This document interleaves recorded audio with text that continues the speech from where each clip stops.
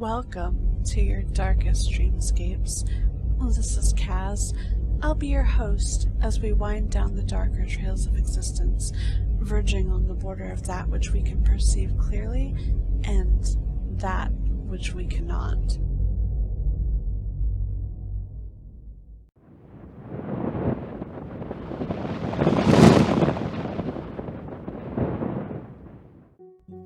This is Kaz, the voice of Darkest Dreamscapes.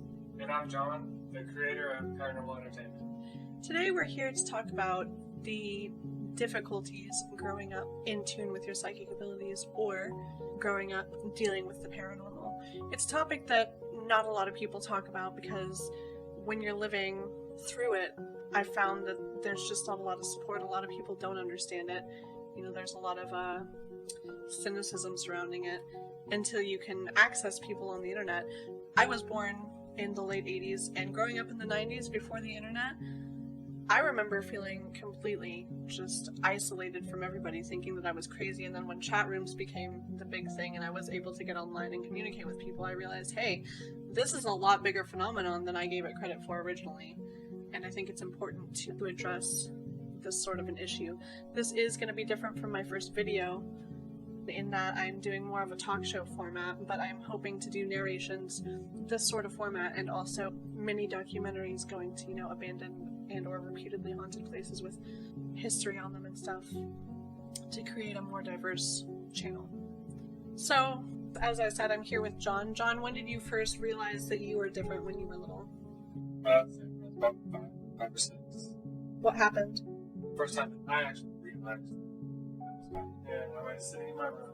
Well, actually, more accurately, I was laying in my bed, and there was a storm going on. I remember thinking about how close the lightning and thunder sounded and looked, and how amazing it would be if it would, strike outside my window, or experience the raw energy, I guess, Mother Nature at that point. Right. And it did. It struck right outside my window, and it actually struck the house next to me. It struck the garage stand on fire. Wow. And then the thunder that preceded it was massive. I mean, the flash of light from the lightning was impressive, to say the least. It lit up everything brighter than I've ever seen it. But then the thunder that immediately followed, there was absolutely no pause or anything. It was just lightning and bam, thunder. And it, to me, it felt like it shook everything. There was no way that anybody could have slept through that. Right. And then I got up, and everybody was asleep. And I think that was the first time that I ever realized that I was different. Makes sense. Your brother and your sister, did they ever talk to you, since you're the oldest, did they ever talk to you about them going through similar things? Maybe not with that sort of thing, but having dreams or... No, my brother, he's 4 years younger than I am. He never gets lost. Mm-hmm. Even if it's the first time he's ever been there, he pretty much knows where he's at. Right. I mean, you could blindfold him and throw him in a forest, and he'd know exactly how to get home. Right. He has an amazing internal compass and just intuition on where he needs to go, when he needs to go. Mm-hmm. And my sister, I haven't really noticed anything about her. Right. And what about when you're able to talk to your mother about these things? Did she ever experience or share experiencing stuff like that when she was little? My mom was always very understanding because this kind of stuff runs in my family. Right. Not so much the whole magic and all of that stuff because my family's Christian, but different gifts and abilities and being able to sense things. That's running in my family forever. We're a descendant of the Basque people who were apparently really known for their psychic abilities and extrasensory perceptions. Right. So essentially, then you were the only person in your immediate family with super magnified gifts. Yes. What about your friends growing up? Did you make friends with anybody who had any sort of psychic phenomena going on around them? Not really that I can recall. I've never really met anybody that was where I am or was at the time. Right. I never really ran into anybody that could understand what I was talking about. I mean, we all have those friends that pretend like they talk to dragons, they roll some sort of minion, whatever. I mean, everybody grows up thinking they have some sort of power or something when they reach that certain phase. Mm-hmm. Or, they watch that movie, be it Harry Potter or whatever was popular back then. Pete's Dragon. Pete's Dragon. I used to love that. It was a great movie. But, everybody goes through phases where they pretend that they do something like that. But for me, it was a little bit different because I didn't get to just stop. Right. It was something that I lived with every day and still continue to live with. Although you learn to cope. You learn to cope, but also after a while, certain abilities start to fade out as new ones come in. It's not like in the movies and stuff like that. It'd be great if it was. It'd be awesome. I woke up when I was on my 16th birthday and suddenly realized I was a witch, and then everything in my life completely changed, and I bought a huge mansion and had millions of dollars and the hottest guy ever. Yes, that'd be great. But that isn't how it works, in all honesty. And if you're someone who doesn't have psychic abilities and you're listening, please don't feel like we're excluding you, because I'm sure being normal is great. I'm sure it's a wonderful feeling. This is really more supposed to be like an educational or a reach out even. So if you're a younger kid listening to this, you're not alone. And if you're struggling with any new abilities or anything like that, feel free to reach out to either Cass at Darkest Dreamscapes or myself at Paranormal Entertainment, and we'll be able to kind of talk and see where you're at and see if we can help. Right. Me personally, the narration of my first video is actually not my first paranormal experience. It was just the first full-bodied apparition that I saw, and probably one of the most intense face-to-face encounters I've had to date, which had happened 20 years ago, so that speaks for itself. I know that we were living in that house. I have an older brother that I mentioned in the last video, but for those of you who didn't watch it, I have an older brother. On Saturdays and Sundays, wrestling would come on, and one of us would hear the TV blaring from the living room, and we'd get up and go in there, and of course, the TV would be off, and there'd be an indentation like someone had just been sitting on the couch. Nobody would be there, and he would come into my room and wake me up and be like, "Why did you do that?" And then the next morning, I would do the same thing to him, which wasn't too scary. There were other things that went on in that house that were a lot worse as far as paranormal activity goes. But I didn't, because like John said, when you're little and you're going through this, you talk to your friends and they're like, "Oh yeah, I have imaginary friends too." I actually still have my journals from 2nd grade where I was writing about this stuff that was happening to me. And my teacher was making notes on it on the journal, saying that must have been a scary dream, and I'm sitting there like, no, this wasn't a dream at all. And I think that's when she started making those notes, I was in 2nd grade. I think that's when I started realizing that not everybody saw these things. My brother doesn't acknowledge it now. I don't know if he doesn't remember or if he just never really experienced things to the extent that I experienced them. But, growing up, I thought that he did. So it was just kind of a weird thing. Now, my upbringing, we didn't go to church a lot until I moved in with my father, and my father was running a ministry, so at that point I started attending church, and I was taught that my abilities and the things I was seeing were demonic and of the devil and all that stuff, and I was, because not everything that you see or feel or dream about or have visions about, it's not all bad, and yes, there are terrible things out there that do prey on children and people with these gifts. It's not all terrible, and I think it's important to realize that aspect of it, especially if you have Christian parents. And that's something I still consider myself to be Christian, even if I'm not going to church right now. I don't necessarily conform to the traditional beliefs, but I believe it's important for you guys to realize that it's not these terrible things out there. You can be Christian and have, faith, and also have visions and see spirits. What was your experience with the church growing up? Church. Can't stand the church. Well, when I was 10 years old, I went to a Church on the Move service. Right. And they did a whole sermon.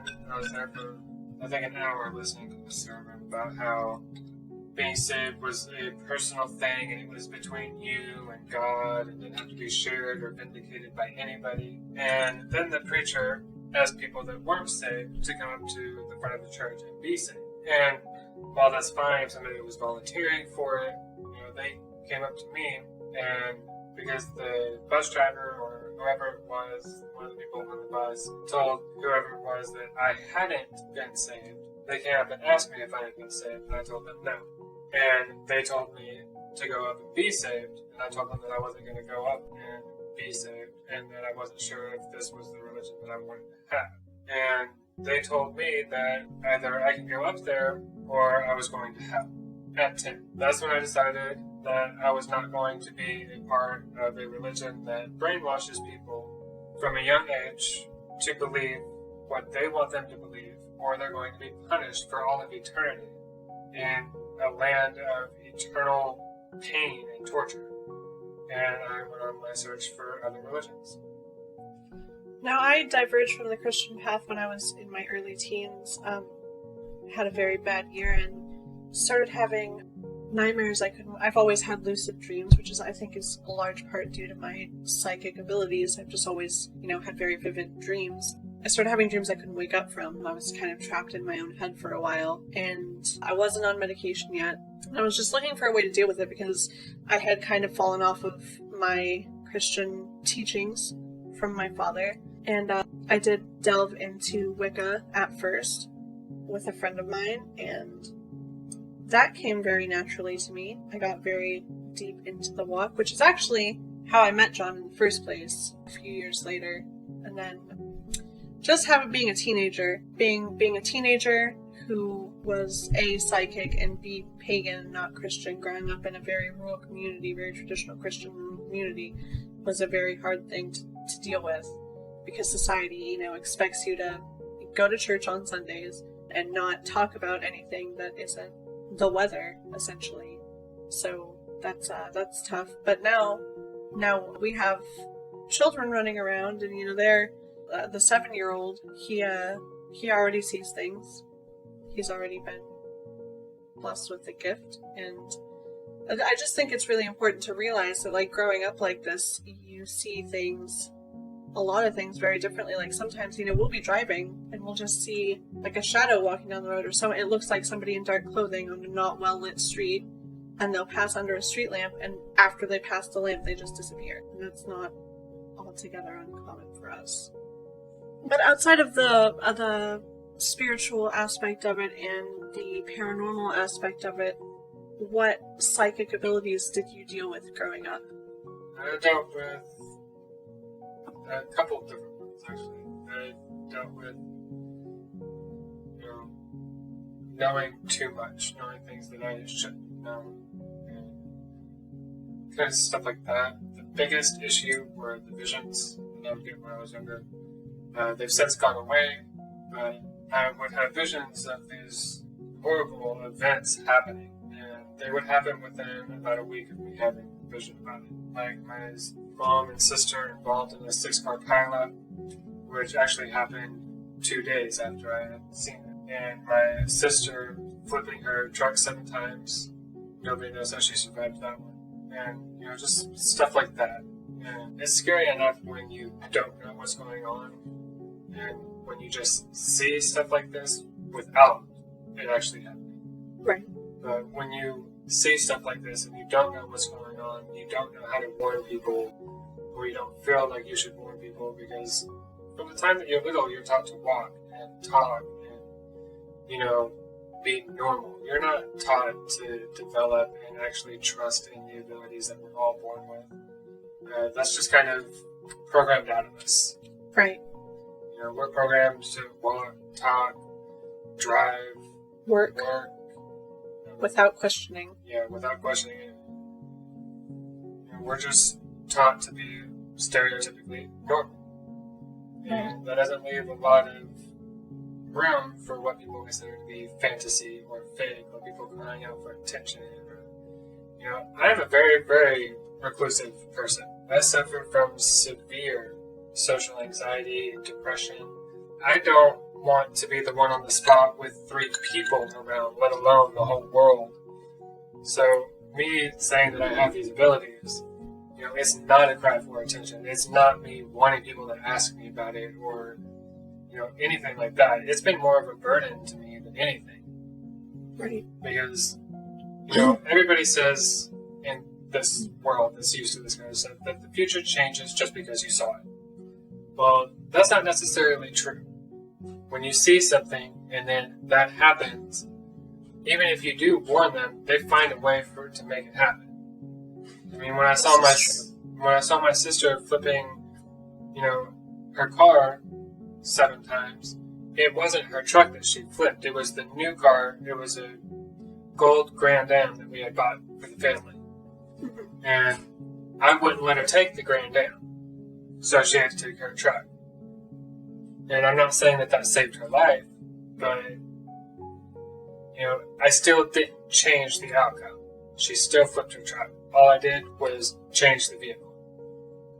And it's hard dealing with stuff like that when you feel like you could have stopped them from going altogether, or you could have, done something to stop it. And you can't. I mean, I dealt with that for years and years. And now if I tell my mom or my brother or my sister that I have a bad feeling about something, they'll listen. I've told my mom that I've had a bad feeling about something, and she stayed home from work. It takes time for your voice to be heard and for people to trust what you say to be true. But on the same note, there could be only a 50% accuracy in what you see.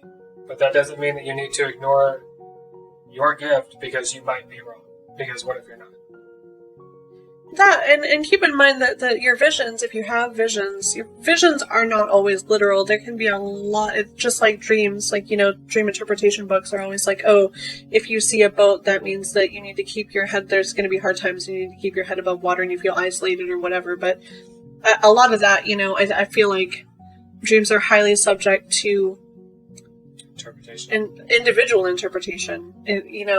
What your subconscious is trying to tell you, you're pretty much going to have to figure out on your own unless somebody knows you very, very, very well. Because if you go to a shrink and say, hey, I dreamed about a boat, they're going to be like, maybe you need to take a trip on a boat.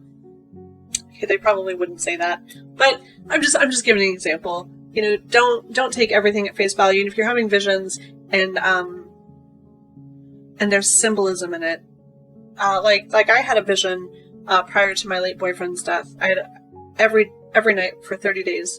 I had the same nightmare. And in the beginning of the nightmare, the house that we were in the dream would flood. After all the electricity would go out and the house would flood, and I would think it was water. And then there would just be like 2 feet of blood, just like in tidal waves going around the house, and it was very hectic. But it was only on the bottom floor. And there was like a pack of rabid dogs in the dream and stuff like that. And it was, so obviously in my real life, there was not a pack of rabid dogs chasing me. That never happened yet in my life, but hopefully never will. Hopefully. That would be bad. So just like, if you do have a vision and it seems weird, but like you have a feeling about it, you really should write it down and meditate on it and think about it and think about what it's trying to say. Because I got the point of the dream. I actually, in that same dream, I had a vision about somebody else hanging themselves, which I didn't even know the kid. He went to a school in the next town over, but 5 days after my boyfriend's accident, he hung himself accidentally. He slipped, he was thinking about hanging himself, and then he slipped on the staircase and couldn't get the belt out from around his neck. And that was heavy to deal with, because while I had warned my late boyfriend about the dream I was having, how was I supposed to know about this other kid? Like I said, I didn't even know who he was. I didn't even know he legitimately existed. I thought it was just my mind pulling information and making a nightmare more nightmarish. So, if you have stuff like this going on, think about it. Really think about it, because it's not always literal. And like John said, you can tell someone until you're blue in the face, but everyone has free will. And they decide for themselves what they're going to do. But the best advice that I can give you on this is, like she said, write it down. Keep a journal, keep a blog, put a folder on your computer and fill it with Word documents and whatever. But keep a log of everything that you see, your dreams, if you remember them. Keep a dream journal, keep a vision journal, keep a progress journal in general.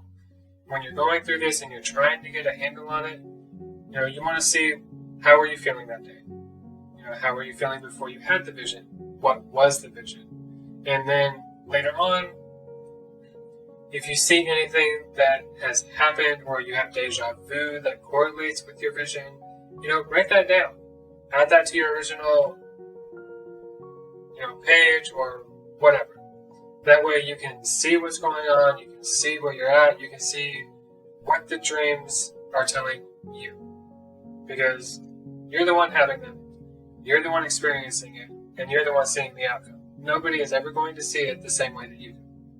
So write it down and just work with it. Fighting it isn't going to help. It's not going to go away. It's just going to make it worse. It might go away, but then you might realize that you actually needed it. Well, it's not really going to just go away. It won't just vanish, is what I'm saying. Yeah, no. You may end up closing that door, but it's going to take a while to close it, and it's going to cause a lot of issues before it does. Yes. Because essentially you're killing off a part of yourself, and you don't want to do that. I mean, yes, as you get older, you can grow out of a particular gift.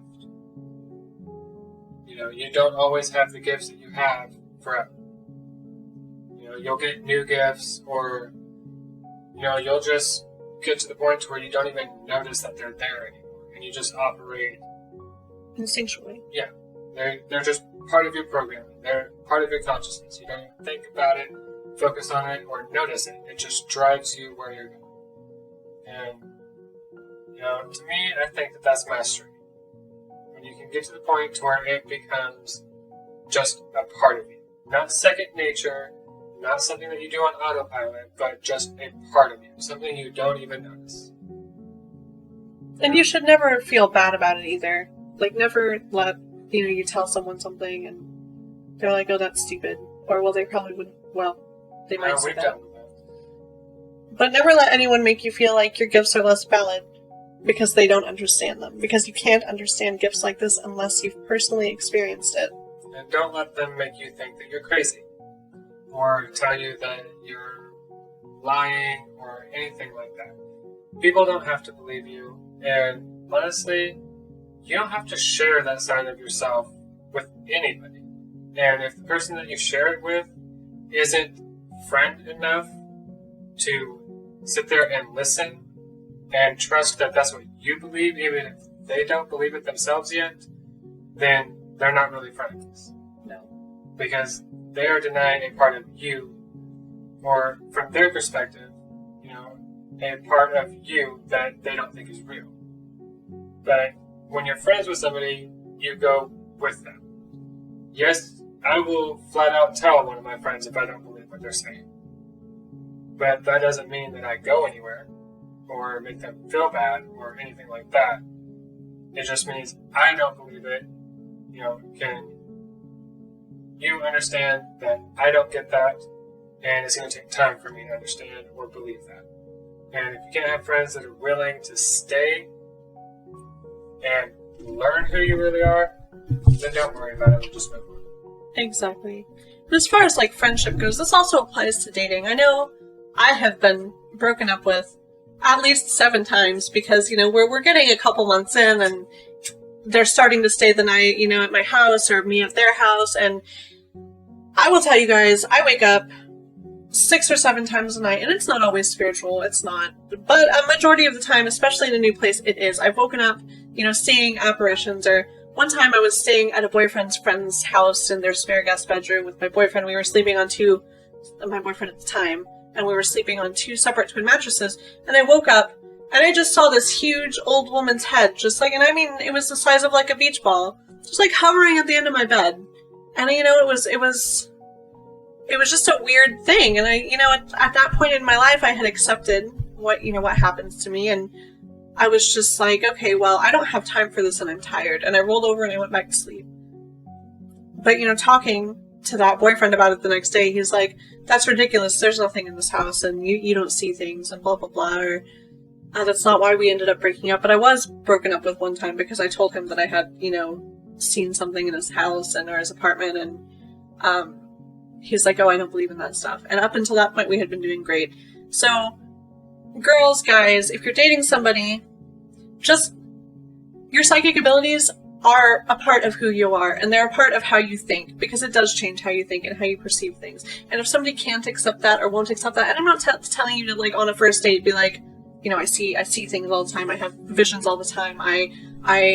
When someone lies to me, their face turns yellow and I know, or whatever. That's not necessarily the way to do it. But if you're getting serious with somebody, or you think you might want to get serious with somebody, don't shy away from telling them, because if they can't accept it, you don't want to be with them anyway. Because repression is like the worst thing that you can do to yourself. And then you're going to feel bad about, things that you've been dealing with your whole life, and you start to question, am I actually seeing these things, or am I paranoid schizophrenic? And that's not fair to you. So if they can't understand it, they're not worth it. Have you ever been broken up with over your psychic abilities? No, the thing that I seem to get the most is prove it. Show me. What exactly can you do? And, stuff like that, the way that I answer it is that I'm able to do enough for myself. I don't feel like I need to prove anything to anybody. I'm not going to be like, okay, let me show you, and then my eyes turn black and I, split the house in two. It doesn't work that way. As much as people want to believe that because you tell them that, hey, I practice magic, or yes, I have supernatural or psychic abilities, that doesn't necessarily mean that you're like, charm or supernatural or, anything like that. I mean, I would kill for some of those abilities, not literally, but you know what I'm saying. But, it doesn't work that way. Even the Buddhist monks and the Tibetan monks that are able to literally repel somebody with their energies, they've taken 60 years of intense meditation away from the rest of civilization to focus solely on their own energy and being able to project that. And some of them, they're able to control more than you would think. There was a study where, I don't remember exactly what it was, but there was a monk. There was a monastery. And the monks came out into snow in basically nothing but they're kind of like shorts. And they sat down, and not only did their body temperature not deteriorate, but they actually melted the snow within 3 feet around them. Purely by the power of their mind and by learning to control their own bodies and their own body heat. So they were not only able to maintain it, but they were able to project their own body heat within their surroundings. And that's normal. That is something that we all possess, but we're taught to ignore it. We're taught to not focus on it. We're taught to turn on the heater or the AC and, deal with it. Yeah, deal. And just deal with whatever comes. We are taught that technology is the way to go, not what we're born with. So, in conclusion, be yourself, trust in yourself, don't let other people get you down or try to take you off of the path that you're on, and most importantly, just believe in you. Because if you believe it and you focus on it and you train and learn everything that you can do it. Be sure to tune in next week, guys. We're gonna have I have a Twitter set up. I have gotten onto Google Plus this week. We're expanding on social media. Also, go check out Paranormal Entertainment on YouTube. He has a few videos up, or a couple videos up. The next video on Paranormal Entertainment will be about the magical property of stones. I'm quite honestly late with this video, as most of you know already. I will be posting next week. I'm not sure the content. I do have an idea. It's probably going to be another narration mixed with like my own little excerpts and commentary. Also, I will be posting a video. We went out yesterday and took photos in the abandoned silo, which you can find most of the photos over on Paranormal Entertainment.